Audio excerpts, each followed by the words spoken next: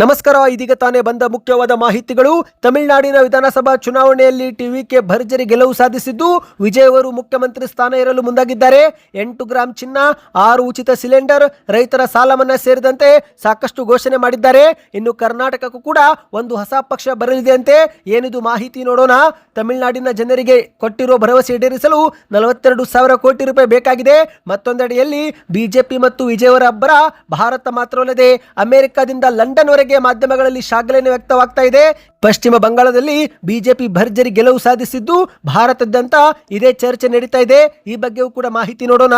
ಇನ್ನು ಕರ್ನಾಟಕದ ಕಾಂಗ್ರೆಸ್ ಗ್ಯಾರಂಟಿ ಕುರಿತಂತೆ ಕೇಂದ್ರದ ಹಣಕಾಸು ಇಲಾಖೆಯಿಂದ ಎಚ್ಚರಿಕೆ. ಆದಾಯ ಕೊರತೆ ಬಗ್ಗೆ ಕರ್ನಾಟಕ ಸೇರಿ 9 ರಾಜ್ಯಗಳಿಗೆ ಕೇಂದ್ರದ ಹಣಕಾಸು ಇಲಾಖೆ ಒಂದು ಸೂಚನೆ ಕೊಟ್ಟಿದೆ ಸ್ನೇಹಿತರೆ. ಆ ಬಗ್ಗೆಯೂ ಕೂಡ ಮಾಹಿತಿ ನೋಡೋಣ. ಇನ್ನು ಮತ್ತೊಂದೆಡೆಯಲ್ಲಿ ಮಲ್ಲಿಕಾರ್ಜುನ್ ಖರ್ಗೆ ಅವರು ರಾಜ್ಯದ ಮುಖ್ಯಮಂತ್ರಿ ಆದರೆ ಪಕ್ಷ ಮತ್ತು ನಾವೆಲ್ಲರೂ ಸ್ವಾಗತಿಸುತ್ತೇವೆ ಎಂದಿರುವ ಗೃಹ ಸಚಿವ ಪರಮೇಶ್ವರ್ ಅವರ ಹೇಳಿಕೆ ಬಂದಲ್ಲೇ ಮಲ್ಲಿಕಾರ್ಜುನ್ ಖರ್ಗೆ ಅವರು ಒಂದು ಸ್ಪಷ್ಟನೆ ಕೊಟ್ಟಿದ್ದಾರೆ. ಎಲ್ಲ ಮಾಹಿತಿ ಡೀಟೇಲ್ ಆಗಿ ನೋಡೋಣ. ಅದಕ್ಕೂ ಮೊದಲು ನೀವು ಸುದ್ದಿ 9 ಯೂಟ್ಯೂಬ್ ಚಾನಲ್ಗೆ ಮೊದಲು ಬಾರಿ ಭೇಟಿ ನೀಡ್ತಾ ಇದ್ರೆ ದಯವಿಟ್ಟು ಸಬ್ಸ್ಕ್ರೈಬ್ ಮಾಡ್ಕೊಳ್ಳಿ. ಪಕ್ಕದಲ್ಲಿ ಕಾಣಿಸೋ ಗಂಟೆ ಕೂಡ ಒತ್ತಿ. ಇದರಿಂದ ರಾಜ್ಯದ ಮಾಹಿತಿಗಳು ನಿಮಗೆ ಸಿಗುತ್ತವೆ. ವಿಡಿಯೋಗೆ ಲೈಕ್ ಮಾಡ್ತಾ ವಿಡಿಯೋನ ಪೂರ್ತಿಯಾಗಿ ನೋಡಿ. ಬನ್ನಿ ಸ್ನೇಹಿತರೆ, ಎಲ್ಲ ಸುದ್ದಿಗಳನ್ನ ಡೀಟೇಲ್ ಆಗಿ ನೋಡೋಣ. ಇದೀಗ ತಮಿಳುನಾಡಿನ ರಾಜಕೀಯ ಅಂಗಳದಲ್ಲಿ ನಟ ವಿಜಯ್ ಅವರ ಪ್ರವೇಶ ಹೊಸ ಚರ್ಚೆಗೆ ಕಾರಣವಾಗಿದೆ. ಯಾಕಂದ್ರೆ ಮೊದಲ ಚುನಾವಣೆಯಲ್ಲೇ ಗಮನಾರ್ಹ ಪ್ರದರ್ಶನ ಕೊಟ್ಟಿರುವ ಟಿವಿಕೆ ಪಕ್ಷ ಭಾರತ ಮಾತ್ರವಲ್ಲದೆ ವಿದೇಶದಲ್ಲೂ ಕೂಡ ಚರ್ಚೆ ಮಾಡುವಂತೆ ಮಾಡಿದೆ. ಹೌದು ಗೆಳೆಯರೆ, ಇಡೀ ರಾಜ್ಯ ರಾಜಕೀಯದ ಲೆಕ್ಕಾಚಾರವನ್ನೇ ಬದಲಿಸುವ ಮಟ್ಟಿಗೆ ಟಿವಿಕೆ ಪಕ್ಷ ಮುನ್ನಡೆ ಸಾಧಿಸಿದೆ. ಹೌದು, ಸಿನಿಮಾ ಲೋಕದ ಜನಪ್ರಿಯತೆಯನ್ನು ರಾಜಕೀಯ ವೇದಿಕೆಗೆ ಯಶಸ್ವಿಯಾಗಿ ತಂದಿರುವ ವಿಜಯ್ ಅವರು ಯುವ ಮತದಾರರ ಮನಸ್ಸು ಗೆಲ್ಲುವಲ್ಲಿ ಪ್ರಮುಖ ಹೆಜ್ಜೆ ಇಟ್ಟಿದ್ದಾರೆ. ಚುನಾವಣಾ ಪ್ರಚಾರದ ವೇಳೆನೆ ವಿಜಯ್ ಅವರು ಘೋಷಣೆ ಮಾಡಿದಂತ ಜನಪರ ಯೋಜನೆಗಳು ಇನ್ನಷ್ಟು ಸಾಕಷ್ಟು ಗಮನವನ್ನ ಸೆಳೆದಿವೆ. ಹೌದು ಗೆಳೆಯರೆ, ಅಧಿಕಾರಕ್ಕೆ ಬರುತ್ತಿದ್ದಂತೆ ಮಹಿಳೆಯರಿಗೆ ತಿಂಗಳಿಗೆ 2,500 ರೂಪಾಯಿ ಸಹಾಯಧನ, ಸಣ್ಣ ರೈತರ ಬೆಳೆ ಸಾಲ ಮನ್ನಾ, ವೃದ್ಧರು, ವಿಧವೆಯರು, ಅಂಗವಿಕಲರಿಗೆ ತಿಂಗಳಿಗೆ 3,000 ರೂಪಾಯಿ ಭತ್ಯೆ, ಸಹೋದರಿ ಮಗಳ ಮದುವೆಗೆ 8 ಗ್ರಾಂ ಚಿನ್ನ, 200 ಯೂನಿಟ್ ಉಚಿತವಾಗಿ ವಿದ್ಯುತ್, ಕೊಳವೆ ನೀರು ಸರಬರಾಜು ಪ್ರಕ್ರಿಯೆ, ಪ್ರತಿ ವರ್ಷ 6 ಉಚಿತ ಸಿಲಿಂಡರ್ ಭರವಸೆ, ಮಹಿಳಾ ಸ್ವಸಹಾಯ ಗುಂಪುಗಳಿಗೆ ಬಡ್ಡಿ ರಹಿತ ಸಾಲ, 5 ಲಕ್ಷವರೆಗೆ ಬಡ್ಡಿಲ್ಲದೆ ಸಾಲ ಕೊಡುವುದರ ಜೊತೆಗೆ ಪದವಿ ಮಾಡಿದವರಿಗೂ ಕೂಡ ನಿರುದ್ಯೋಗ ಭತ್ಯೆಯಾಗಿ 4,000 ರೂಪಾಯಿವರೆಗೆ ಕೊಡುವಂತಹ ಘೋಷಣೆ ಮಾಡಿದ್ದಾರೆ. ಸದ್ಯ ಈ ಎಲ್ಲ ಕಾರಣಕ್ಕೆ ಟಿವಿಕೆ ಪಕ್ಷ ಭರ್ಜರಿ ಮುನ್ನಡೆ ಸಾಧಿಸಿದೆ. ಹೌದು ಗೆಳೆಯರೆ, ಇದೀಗ ಟಿವಿಕೆ ಎಂಬ ಪಕ್ಷ ಅತಿ ದೊಡ್ಡ ಪಕ್ಷವಾಗಿ ಹೊರಹೊಮ್ಮಿದೆ. ಸದ್ಯ ಸರ್ಕಾರ ಯಾವ ರೀತಿ ರಚನೆ ಮಾಡಬೇಕೆಂಬ ಕುರಿತಂತೆ ಯೋಚನೆಗಳು ನಡೆಯುತ್ತಿದ್ದು ಮೈತ್ರಿ ಸರ್ಕಾರದ ಸಾಧ್ಯತೆಯ ಮಾತುಗಳು ಕೂಡ ಕೇಳಿ ಬರುತ್ತಿವೆ. ಆದರೆ ಕೊನೆಯದಾಗಿ ಸ್ನೇಹಿತರೆ, ವಿಜಯ್ ಅವರೇ ಮುಖ್ಯಮಂತ್ರಿ ಸ್ಥಾನದಲ್ಲಿ ಕೂರಬೇಕು ಎಂಬುದು ಅಭಿಮಾನಿಗಳ ಆಸೆಯೂ ಕೂಡ ಆಗಿದೆ. ಹಾಗಾದ್ರೆ ಈ ಒಂದು ಚುನಾವಣಾ ವೇದಿಕೆಯಲ್ಲಿ ನೀಡಿದ ಭರವಸೆಗಳನ್ನ ಈಗ ಹೇಗೆ ಜಾರಿಗೆ ತರುತ್ತಾರೆ ಎಂಬುದು ಕೂಡ ದೊಡ್ಡ ಪ್ರಶ್ನೆಯಾಗಿದೆ. ಯಾಕಂದ್ರೆ ಈ ಒಂದು ಭರವಸೆ ಈಡೇರಿಸಲು ವಿಜಯ್ ಅವರಿಗೆ ಸುಮಾರು 42,000 ಕೋಟಿ ರೂಪಾಯಿ ಬೇಕಾಗುತ್ತಂತೆ. ಹೌದು ಗೆಳೆಯರೆ, ತಮಿಳುನಾಡಿನಲ್ಲಿ ನಟ ವಿಜಯ್ ಅವರು ತಮ್ಮ ವರ್ಚಸ್ಸು ಮತ್ತು ಜನಪ್ರಿಯ ಕಲ್ಯಾಣ ಯೋಜನೆಗಳ ಭರವಸೆ ಮೇಲೆ ಈಗ ಅಧಿಕಾರಕ್ಕೆ ಬಂದಿರಬಹುದು. ಆದರೆ ಈ ಭರವಸೆಗಳನ್ನು ಈಡೇರಿಸುವುದು ಅಷ್ಟು ಸುಲಭವಲ್ಲ. ಒಂದು ಅಂದಾಜಿನ ಪ್ರಕಾರ ನೋಡುವುದಾದ್ರೆ ಈ ಒಂದು ಯೋಜನೆಗಳ ಜಾರಿಗೆ ತರಲು ಮೊದಲ ವರ್ಷದಲ್ಲೇ ಬರೋಬ್ಬರಿ 42,000 ಕೋಟಿ ರೂಪಾಯಿಗೂ ಅಧಿಕ ಹಣ ಬೇಕಾಗುತ್ತೆ ಎಂದು ಹೇಳಲಾಗ್ತಾ ಇದೆ. ಇನ್ನು ಸ್ನೇಹಿತರೆ, ಇಲ್ಲಿ ಮತ್ತೊಂದು ಮಾಹಿತಿ ಏನೆಂದ್ರೆ ವಿಜಯ್ ಅವರು ಈಗ ಮುಖ್ಯಮಂತ್ರಿ ಆಗುವುದು ಬಹುತೇಕ ಖಚಿತವಾಗಿದೆ. ಆದರೆ ಈ ಭರ್ಜರಿ ಗೆಲುವು ಬೆನ್ನಲ್ಲೇ ವಿಜಯ್ ಅವರ ನಟನೆಯ ಗೋಟ್ ಸಿನಿಮಾದಲ್ಲಿನ ಕಾರಿನ ನಂಬರ್ ಪ್ಲೇಟ್ ಈಗ ಸಾಮಾಜಿಕ ಜಾಲತಾಣದಲ್ಲಿ ಸಖತ್ ವೈರಲ್ ಆಗ್ತಾ ಇದೆ. ಯಾಕಂದ್ರೆ 2024ರಲ್ಲಿ ಬಿಡುಗಡೆ ಆಗಿರುವ ಗೋಟ್ ಸಿನಿಮಾದಲ್ಲಿ ವಿಜಯ್ ಅವರು ಒಂದು ಕಾರನ್ನ ಬಳಸಿದ್ರು.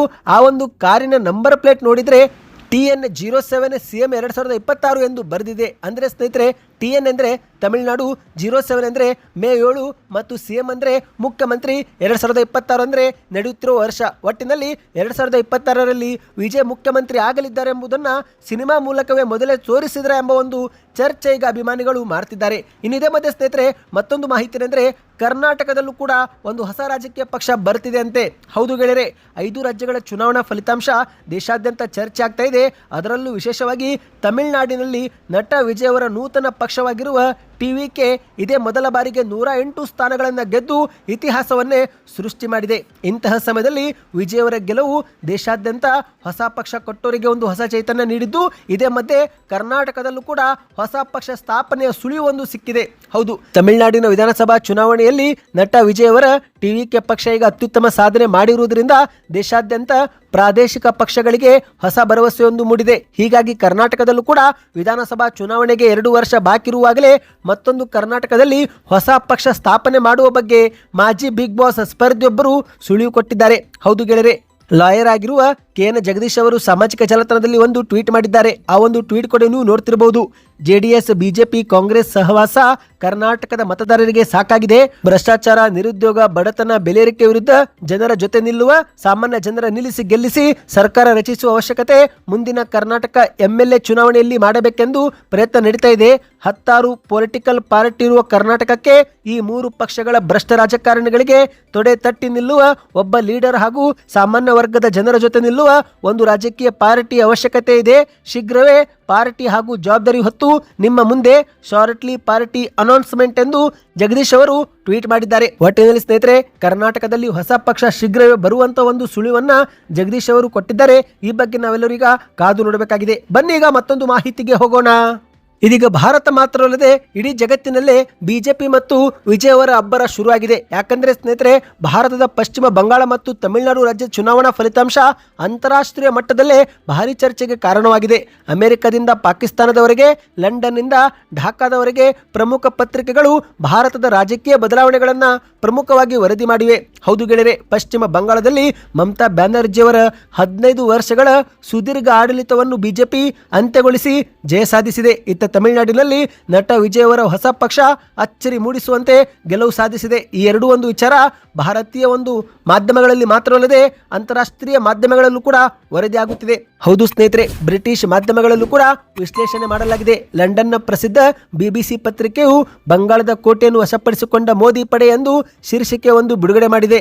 ಮತ್ತೊಂದೆಡೆಯಲ್ಲಿ ಅಮೆರಿಕದ ಪತ್ರಿಕೆ ನ್ಯೂಯಾರ್ಕ್ ಟೈಮ್ಸ್ನಲ್ಲಿ ಬಿಜೆಪಿಯು ಐತಿಹಾಸಿಕ ಸಾಧನೆ ಮಾಡಿದೆ, ವಿಶ್ವದ ಅತಿದೊಡ್ಡ ಪ್ರಜಾಪ್ರಭುತ್ವ ರಾಷ್ಟ್ರವನ್ನು ಮರುರೂಪಿಸುವ ಬಿಜೆಪಿಯ ದಶಕಗಳ ಹಂಬಲಕ್ಕೆ ಗೆಲುವು ಸಿಕ್ಕಿದೆ ಎಂದು ವರದಿ ಮಾಡಿದೆ. ಒಟ್ಟಿನಲ್ಲಿ ಸ್ನೇಹಿತರೆ, ವಿದೇಶಗಳಲ್ಲೂ ಕೂಡ ಈ ಒಂದು ಮಾಹಿತಿಗ ಪ್ರಕಟವಾಗುತ್ತಿದೆ.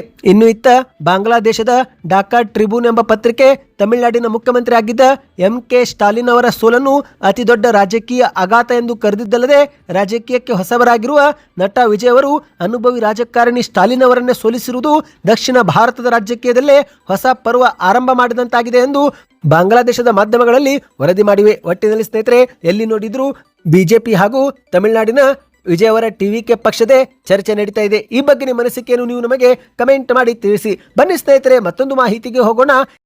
ಇದೀಗ ಕರ್ನಾಟಕ ರಾಜ್ಯ ಸೇರಿದಂತೆ ಭಾರತದ 9 ರಾಜ್ಯಗಳಿಗೆ ಕೇಂದ್ರದ ಹಣಕಾಸು ಇಲಾಖೆ ಒಂದು ಎಚ್ಚರಿಕೆ ಕೊಟ್ಟಿದೆ. ಹೌದು ಸ್ನೇಹಿತರೆ, ದೇಶದ ಪ್ರಮುಖ ರಾಜ್ಯಗಳು ಆರ್ಥಿಕ ಸಂಕಷ್ಟದತ್ತ ಮುನ್ನುಗ್ಗುತ್ತಿವೆ ಎಂಬ ಒಂದು ಪ್ರಶ್ನೆ ಉದ್ಭವವಾಗಿದ್ದು, ಇದೇ ಮಧ್ಯೆ ಹಣಕಾಸು ಇಲಾಖೆ ಒಂದು ವರದಿಯೊಂದು ಬಿಡುಗಡೆ ಮಾಡಿದೆ.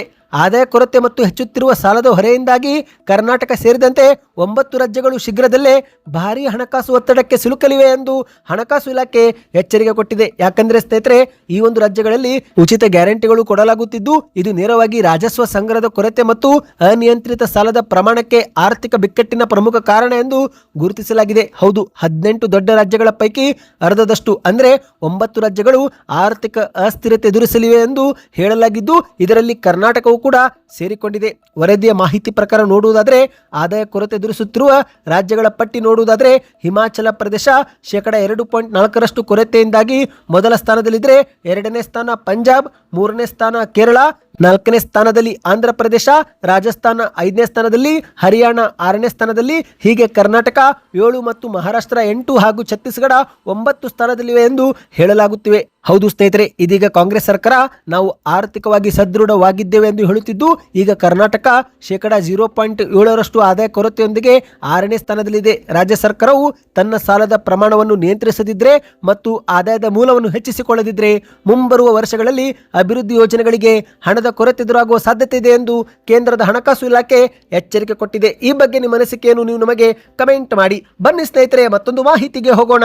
ಇತ್ತೀಚೆಗೆ ಮಾಧ್ಯಮಗಳ ಮುಂದೆ ಗೃಹ ಸಚಿವ ಪರಮೇಶ್ವರ್ ಅವರು ಅನುಭವ ಹೊಂದಿರುವ AICC ಅಧ್ಯಕ್ಷ ಮಲ್ಲಿಕಾರ್ಜುನ್ ಖರ್ಗೆ ಅವರು ರಾಜ್ಯದ ಮುಖ್ಯಮಂತ್ರಿ ಆದರೆ ನಾವೆಲ್ಲರೂ ಕೂಡ ಸ್ವಾಗತಿಸುತ್ತೇವೆ. ಯಾಕಂದ್ರೆ ಖರ್ಗೆ ಅವರು ಹಿರಿಯರು, ಅವರ ಸಮಕಾಲೀನವರೆಲ್ಲ ಮುಖ್ಯಮಂತ್ರಿ ಆಗಿದ್ದಾರೆ. ವೀರಪ್ಪ ಮೊಯ್ಲಿ, ಗುಂಡೂರಾವ್ ಅವರು ಎಲ್ಲರೂ ಕೂಡ ಮುಖ್ಯಮಂತ್ರಿ ಆಗಿದ್ದಾರೆ. ಹಾಗಾಗಿ ಖರ್ಗೆ ಅವರಿಗೆ ಮುಖ್ಯಮಂತ್ರಿ ಸ್ಥಾನ ನೀಡಿದರೆ ತಪ್ಪೇನಿಲ್ಲ ಎಂಬ ಹೇಳಿಕೆ ಕೊಟ್ಟಿದ್ರು.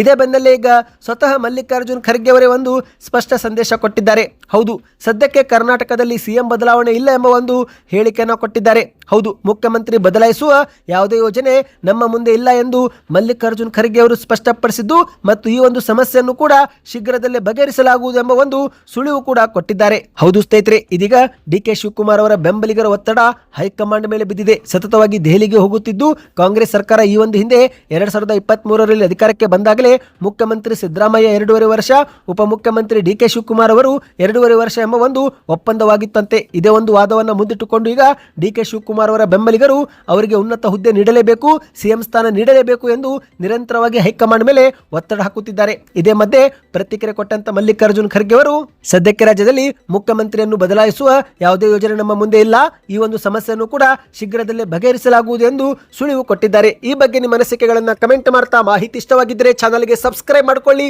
ವಿಡಿಯೋಗೆ ಲೈಕ್ ಮಾಡಿ ಮತ್ತು ವಿಡಿಯೋ ಎಲ್ಲರಿಗೂ ಶೇರ್ ಮಾಡಿ.